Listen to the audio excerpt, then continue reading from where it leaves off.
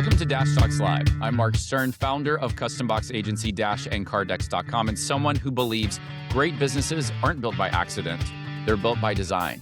On the show, we'll sit down with founders, builders, and bold thinkers to impact how they're growing their business, designing unforgettable customer experiences, and turning great ideas into real momentum. If you're an entrepreneur who believes execution matters just as much as vision, then you're in the right place. Let's get into it.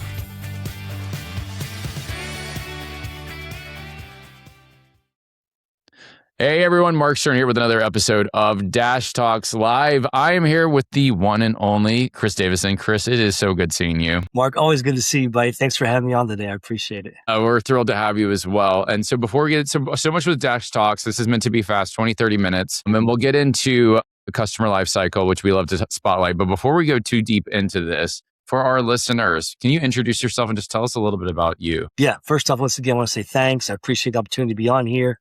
Love what you're doing, Mark. First off, I really geek out on the things you do and how you package them. So I think it's pretty exciting. And I got a good friend, John. He loves your stuff as well and got me into it. But just real quick, who I am. I've been doing real estate for about 30 years. And then to back up a little bit, I was just trying to help guys get off the street and out of jail, out of drugs. We put guys to work in construction. And then I met a guy who was doing some rental property, started working with him, and he and I joined forces. We bought about 120 properties in about 2 years. And we were just helping guys out. Is really what we're trying to do, is create work. And out of that, I was able to mentor a lot of guys, and I enjoyed that. Then I realized a lot of people want to learn real estate. They want mentoring in real estate. So we try to put together what we did and put together an organized approach. So I'm trying to do that right now. I think it's going really well. We got about 6 guys who've helped get in real estate and get to their first million. And we want to help more people do that. So kind of in a nutshell, it's what we're doing and how we're trying to help people. And for someone who's listening to this right now, especially with the real estate market, I know that during COVID, we went through a period of unpredictability. I would love to hear your perspective as to, why should people be considering something like this now? Yeah. I think, first off, 2 things. I think real estate's good any market. It's just the timing of it. Yeah. So obviously you want to buy when the market's down and you can make a ton of money. And then obviously if you sell when the market's high, it's just supply and demand. But I think what happens when the market slows down, which to me is super exciting, is that people can't sell as easily. So there becomes more creative financing options. And we love specializing in that. That's how we've really not just grown our business, Mark, but scaled our business. And that's why I try to help people get into that. Look, your network is your net worth, meeting people, talking to them, and then realizing you're a good person. People want to do business with you. Yeah. That's how you can do bigger and better deals. So that's what I try to coach and help people do. So. Yeah. And I actually want to prod on that just a little bit because I think it's an interesting perspective. And I think it's actually a very relevant one for the world we live in right now. And so much of what we see is this disconnect between human connection, especially with the rise of AI. And AI is an amazing enabler, but there's still something powerful about relationship. So I'd love to hear a little bit more about your perspective of that, because I know you have a unique approach to how you think about relationships and building relationships. And it kind of creates a win-win for everyone. It does. It really does. I look at, I just did a podcast actually talking about win-lose, win-win. And then my philosophy is, not unheard of, but uncommon, I think, in real estate is, how do I help and add value? So I just go in with an open head and just try to be authentic and how can I really solve this problem? And if I can't, who else can solve it, or can they solve it themselves? I think by going in, people see that and kind of see through. If you're not authentic, or if you are authentic, they can see through it. So I think first off, I think just cultivating your network, it's getting to see being a problem solver and people know you can solve problems, and really using your network strategically and really being the go-to person for a lot of people. And then number 2, when you need something, you really can ask for a favor because you've given so much value to people that, one of our friends is Bart Allen. He's like, man, you got to quit giving all this value away for free because all you're doing is wearing yourself out. You really need to charge for it. It bothered me, but when I start charging, people showed up consistently and they paid for the value that I was given. And then what in turn I found is by asking and helping and adding value, it just paid 10, 100, 1,000 fold. And then we started getting so many opportunities that I just,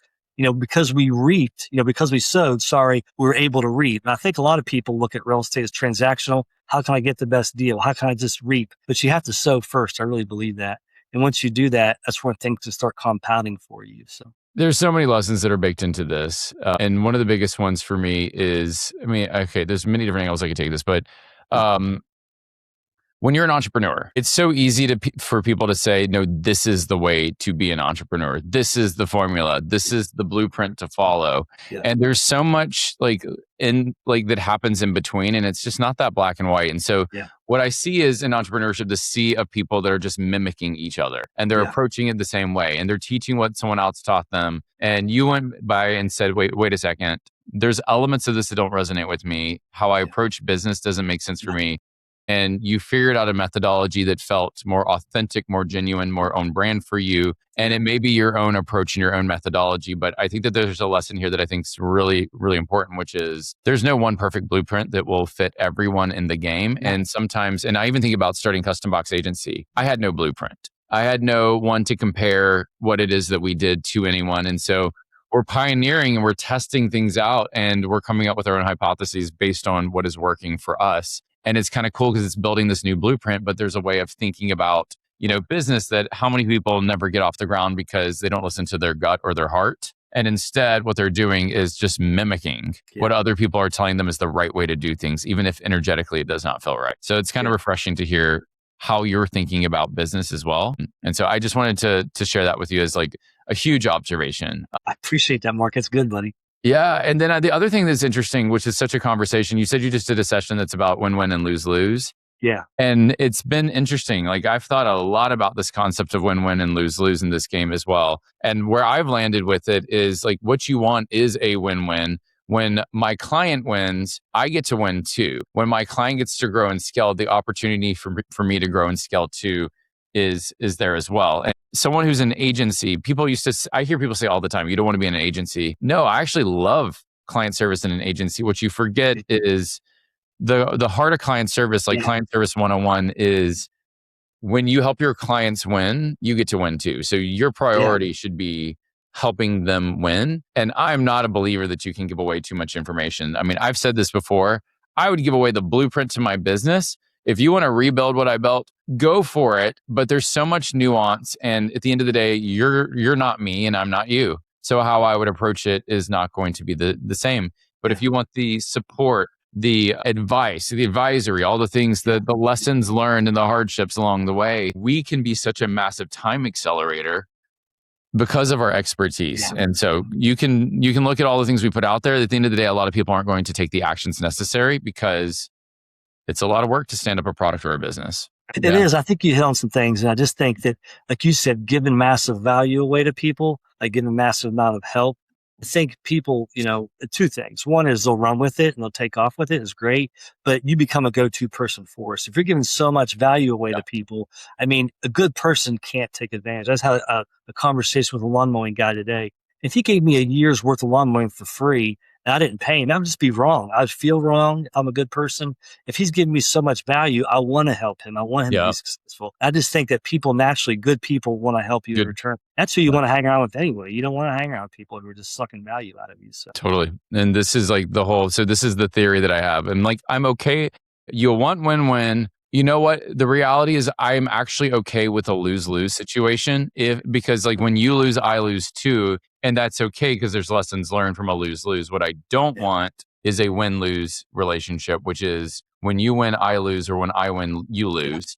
And that's honestly, when I look at a lot of businesses or a lot of how people have it structured, the business is making money, but there's no clear pathway to delivering success for their customer. So they're winning, but their customer's losing, or the vice versa. And it's just not a healthy relationship to be in. And so that's been something that's been conscious on my mind around, you want win-win, best case scenario. There's lessons learned with a lose-lose, but it doesn't feel good. But there's something to be said there. And for the listeners, when I say lose-lose, an example of this is we had a client that we love that we worked with for many, many, many years. The client is no longer with us right now. But part of the reason is because so many of the big business plays they made outside of working with us were with a situation that was a win-lose situation. And so they paid a lot of money for people who said they were going to do something, they didn't do it. And it really hurt the business in a big way that they had to reevaluate how they were spending money to kind of rebuild. And so this is kind of where when my client was losing, we lost too. It had nothing to do with us and the service we were providing, but because of the state they are in. And so in that model, this is kind of why I want to know, how can we then pour into them to pull them back into a winning state so we can win together again, as opposed to what they were dealing with their clients, which is paying a lot of money for someone who did not deliver. Yeah. And days turn into months, turn into years. And all of a sudden they're chasing their tail, trying to recoup what happened. And business is a hard game. And so that was what was hard to just get on a conversation. My heart went out to them because there's only so much we can do, but it was a big loss for us because of the losses that they were experiencing. So that's why I'm like, a lose-lose, it doesn't feel good. It's okay, but it makes you pause and say, what are the lessons learned here? Yeah. I think that's really important. One of my philosophies, he talks about, lose, but like, really is it a lose, or are you learning, and then, does life happen to you or happen for you? I really believe that. So like you said, it's a learning experience, you know what I mean? So it's obviously that's a whole other conversation, but I really believe that if you look at things, and that's one of the things, is how can you keep people? It's so hard to get good customers. That's one of the things I've even hesitated on launching what we're doing, because I wanted to over deliver. And I want it to be, I'm a good technician, I think, but I'm not a good business person when it comes to the coaching sometimes, because I just want to give so much away. But I think at the same time, I want something that's palatable that people can reproduce consistently. So I'm almost hesitate to give something unless I feel 100% I can deliver on it. So I think that's real important too, is, over delivering, under promising. I'm with you. The alternative being you over promise and under deliver, which is not a win at all. And I'm with you. The jeebers out of me. Surprise you, but you also, when you heard me look away, you just dropped one of the lines that has probably been one of the most transformative lines that I've heard in the last 2 years. Just because I went through a massive transformation 2 years ago. During COVID, I got up to 250 pounds. Now I'm about 160. Complete physical transformation that I went through, and the lessons learned and whatnot. The people that were in my life, so much has changed, and it took someone looking at me, saying, you keep looking back on these things that happened, and what does that say? Like, why do you think this happened to you? Why do you think this happened for you? And then the third question that they asked me is, what does this say about you that you attracted this into your life? And those lines of questions, even starting to think about, why did this happen for you? There's healing in that as well, and lessons learned in that. And then the question of, what does it say about me? It made me like stop and go, who was I then? And what has changed that attracted that into my life? And so it's just interesting to see the right questions in a powerful way can shift the needle in so many ways. 100%. Yeah. So one of the things we love to do on Dash Talks Live, I'm going to pivot just a little bit, is I love the customer lifecycle. Everything we do at Custom Box Agency is anchored on this idea of if you're starting a campaign or starting a project, what is the core focus? Because the strategies are completely different. Customer lifecycle is broken into 3 phases. Phase 1 is acquisition. How do people find you to buying your products and services? That's acquisition. Onboarding and delivery, after you've acquired them, now it's about onboarding them and helping deliver the results as to why they started working with you in the first place. And then retention is all about lifetime value. How do I extend lifetime value of the customer? Awards and recognition are a big part of lifetime value. Introducing the next journey of how you can support them is about lifetime value. So that's what we look at heavily. And I'm always thinking about those 3 phases. But the question I have for you is, for the next half of this session, would you like to focus on acquisition, onboarding, delivery, or retention? I think retention. I want to go behind door number 3. Let's go behind door number 3. And I actually think you may be the first person to choose retention. So we can talk about retention. Part of what I want to anchor on, and there's many different avenues. And if you have questions for me about retention, I'm happy to answer them as well. But for you, when you think about retention and the line of work that you do, what is kind of comes top of mind for you, or what's the question that you may have? And part of what I want to do is also explore, you may not be in a position, or you may be in a position that you have a unique perspective on retention. But this is kind of what I want to get. When you think about good client retention, especially in your ecosystem, what comes top of mind? One of the things that kind of jump into that concept, I would kind of back it up. I always believe in reverse engineering. I'm real big about begin with the end in mind. And I just think how much it costs to acquire a customer, to get somebody sold on the situation. And then obviously once you have somebody, I look at them as a friend. This is somebody I want to keep, If they're bad at C, I don't want to keep them. Or a bad person affecting the group. But if it's somebody good and you've done all this energy and all this time and energy to get them to this point, how can I just give them a ton of value? So I was looking how can I just really pour into them? And then I really do, authentically want to help them. So I look at it as I get more excited about them getting their first deal or next deal than me getting a deal in real estate. And it really, because I see you can see somebody growth and what happens, and obviously their growth impacts your growth and the team's growth and others. So I think looking at it, and it's so expensive to get a customer. You're looking at employees, for example, it costs so much money to onboard an employee, get them in your time, energy, effort, and your systems. And a lot of times we just kind of hurry through that because we have more stuff, other things to do. Where I think that's like the gold mine. And once you get a customer, how can you just really, he said, just over deliver, keep them happy, keep them wanting, give them more value, give them more lifetime value. And they're going to be your biggest salespeople. I mean, no hands. I mean, referral business is only how I do business. Yeah, that's like your biggest salespeople are going to be your people in your group. So I think it's important just to kind of highlight some of these insights, especially in the digital marketing realm. Everyone's like, build a funnel, build a funnel, build a funnel. yeah, Funnel will acquire, funnel will get someone into your ecosystem. And the reason I'm highlighting this is all a funnel is acquisition. I see so many businesses that like building a funnel or that front end sales entry point is getting so commoditized and people are getting so good at NLP and the right words. But what they forget is when they sell to you, you have an obligation to deliver. And so what I see is this sea of businesses that is incredible at acquisition, but not so good at onboarding and delivery or even retention. You don't even get to retention because you scare them away before you can even really demonstrate how you can continue working with them or supporting them. And so this is kind of why like that onboarding process is designed to minimize overwhelm and prepare them for the journey. Delivery is to fulfill upon the promise that you made when they bought from you. Retention is then saying they're constantly going to be asking the question to say, like, I have this belief that people don't want to hire a bunch of coaches. They're looking for the trusted mentor that understands who they are, how to support them, and they can grow with them. And so like with that, the game of acquisition is I see so many people that are pumping in so much money to acquire. Lifetime value is pretty low. Attrition rate is pretty high. Whereas if you really just focused on helping the people that are in your ecosystem, one, it saves you a ton of money because you have predictability in your business, especially if this is a client that's paying you month over month. And you just want to grow that base. Two, you have an evangelist or an advocate for your business that if your machine is working, they're going to want to share it to other people, which will make your acquisition efforts easier because now you're acquiring people based on recommendations and referrals, which is a very warm lead, as opposed to throwing that wide net on social media, hoping something catches and you're hoping that you just happen to find that good fit candidate. But I'm with you to say the name of the game is retention to me, is that it'll make your life so much easier. Yeah. And as you build relationships with these people, they know you, you know them, you are like indoctrinated in their business in a way that they know if they left you, it's going to be hard to find someone that cares and has the heart and truly is there in your corner in the way that you are. Yeah, so 100%. I'm with you to say retention is so undervalued in this game, but if people just realized how it could reduce so much stress. Yeah, that's just like I said. So if you kind of begin with that, everything else in your systems and your onboarding and even your acquisitions, if you can, is built to acquire the people who are good people and want to invest and work with you. And I think that's kind of how I looked at it differently, maybe. And maybe I didn't look at it differently. In my mind, I thought it was the original thought, but I realized there's no original thoughts. But at the end of the thing, I know what I want. And when I get with somebody, I obviously want somebody I can grow with and build with, like you mentioned.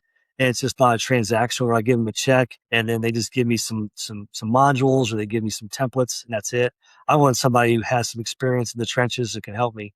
And that's what I think most people are looking for. And then it becomes more of a mindset shift. You really help them with mindset and think bigger and do bigger and better things. And I think that's really where like I wanted to give a ton of value. And then I'm okay with doing small numbers because I want to keep the people I do have. That's what I'm really excited about. Yeah. And there's something really cool that I saw.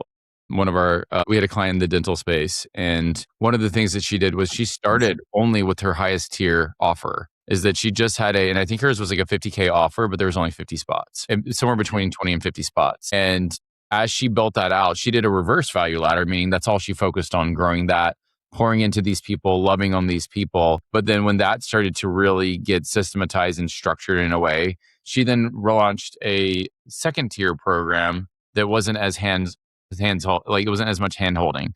And she, I think, had 100 spots for that one. And then when that one sold out, then she opened up a more do-it-yourself self-study option that was, I think, 15K that anyone could join. But the cool thing about this reverse value ladder is people in that top tier never left because she took such good care of them.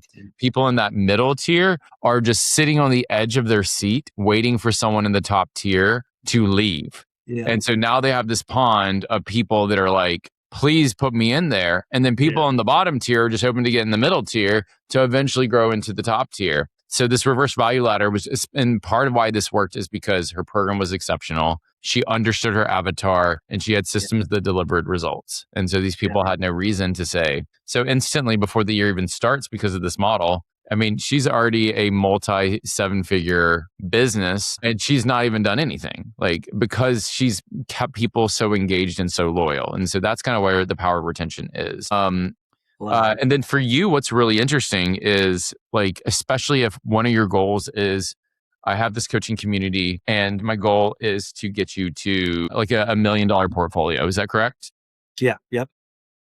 That can be gamified in such an incredible way on the retention front that you can create an entire awards or incentive structure that as people hit certain milestones across their pursuit of getting $1 million, there's ways that you can recognize them. And this is why I love gamification, is we're just turning your process into a game in a way that when they hit $250,000 and then $500,000 and then $1 million, all of a sudden they're in this position that this thing that was this cool goal, you have defined success here. If you define success as, I want you to have $1 million portfolio, then it's black and white. This is no different than this program I'm a part of, Six Pack CEO. The success metric is, for these men in their 40s to 60s, which you're about to cross over into a new, well, did you just cross over into a new? I'm 50, man. Yeah, I get it. You did it. Oh my gosh. I'm a little bit younger than you, but when I crossed in from my 30s to my 40s and now I'm into my 40s, that was a leap, but honestly, it's been the greatest decade of my life so far. And I only hear 50s get better. But it is awesome. Like, that's the cool thing about all this, is that you have a clearly defined definition for success, which is, again, $1 million portfolio, that the way that you can enhance that retention is really cool. So, yeah. Anything else that you want? Well, I don't want to cut you off, but anything else that you want to highlight based on what we've talked about, or something else that we may not have hit on? No, just something you hit on. Like, I like history a lot. General Patton said, he talked about Napoleon and all the rewards he gave, all these marshals. He had 16 marshals of France and all these, Legion of Honor. And he goes, these are just trinkets. Like, you're just giving these men trinkets. He goes, men are ruled by trinkets. You know what I mean? And we are. We're all goal oriented. So, I think money's just a way to keep score. I've heard that many times. And I think, to me, the most exciting thing is seeing others grow. And then, like you said, really just, you can see the growth in them as they're growing. Yeah. Because across the board, you have that growth financially, but also, spiritually, mentally, physically, emotionally, psychology. So to me, that's exciting. Like you said, I think it is gamifying things is the future. I really believe that. Totally. And it's funny. It's, for me, talking about trinkets, I do Spartan races. I love me a good Spartan race. I have one this weekend. It'll be my 24th Spartan race. Let's go, buddy. And all I wanted was the medal. But when you get the medal with a Spartan race, usually I have one right near me. I don't see it. It's probably back over there. But they give you a medal and then they give you a third of a medal. And they're like, okay, it's time for you to do a 10 miler and then a half marathoner. And at the time, like, doing a 5 miler, like the 5K, was huge for me. But when they gave me a medal, and here's like a third of a medal so you can see what that looks like. This is hanging off of your medal with the goal of saying in a calendar year, you need to go get the other 2 wedges. So it was a trinket that, when all was said and done, if I got all the trinkets, it formed a new medal. And I remember thinking at the time, I don't have to drive my body across the finish line. I'm getting that last wedge. Like, I'm getting it. Yeah. And I did it within 6 months, which was crazy. It shifted my identity. But for them, on the topic of retention, this is all about lifetime value. Because I just started the journey thinking I wanted the red wedge, they engineered something and held a bigger vision for me that made me want to continue the journey. And so that's the power of it. We did something similar, just because I have this here, using coins, because this doesn't need to be over-engineered. That as a kid, my dad and I had a coin board of all the states of the US. And as the new quarters for every state came out, we would push it in. And so, like, this is exactly something that we did. It was similar to, highly inspired by the trifecta medal, which is just having a board that has 3 coin slots, but these 2 are empty, and wanting to complete the series, because the inherent nature of humankind is we want to close loops. And so that's like where you can engineer these elements. You get the first coin, but if you want to get the second or third coin and complete the coin board, you got to keep playing the game, type of thing. Love that. Before we wrap, Chris, where can people find you and learn more about you? I appreciate that. One of the things, I just get a lot of coffee and tea appointments. I talk to a lot of Zoom calls. I just want to make a lot of the practical ideas we're using palatable. I thought, man, like you said, just give away a ton of value. So we started a podcast. I love podcasts. So I Yeah. would just encourage people to go there. Everything I learn, I kind of try to give away there and try to do a lot of coaching through that. And it's called the Real Estate Profits Podcast. It's on YouTube. Awesome. You can get them all the platforms, podcast platforms, but I just love the podcast platform. I just think it's a way just to learn and almost sit in a classroom style structure or learn from other people, just like we are today, and get the best highlights of what folks are doing. So Yeah, love it. That's awesome. We'll take all these notes, and I want to make sure people can go find your podcast as well, with where we share and post this, especially on our IG post. But Chris, thank you so much for coming on Dash Talks Live. It was so good catching up with you. You too, Mark. Good to see you again, buddy. Good seeing you as well. And for those who are listening, if you want to be on Dash Talks Live, just go to dashtalkslive.com, fill out the form. We'd love for you to come and join us on a future session. Until then, it is Mark with Chris. Until next time, looking forward to continuing the conversation. So stay tuned, everyone. Thank you for joining me, Mark Stern, on this episode of Dash Talks Live. If something in this conversation sparked an idea for you, take a moment to share this episode with another entrepreneur who could benefit from it. And if you think you'd be the next best guest for Dash Talks Live, come visit us at dashtalkslive.com, fill out the form, and join us for a future episode. Be sure to follow the show so you don't miss future conversations with founders and builders who are creating what's next. And if you want to learn more about designing your own customer journeys and experiences, come visit us at customboxagency.com and have a free consultation. Meet with a member of our team. Until next time, keep building with intention. Cheers.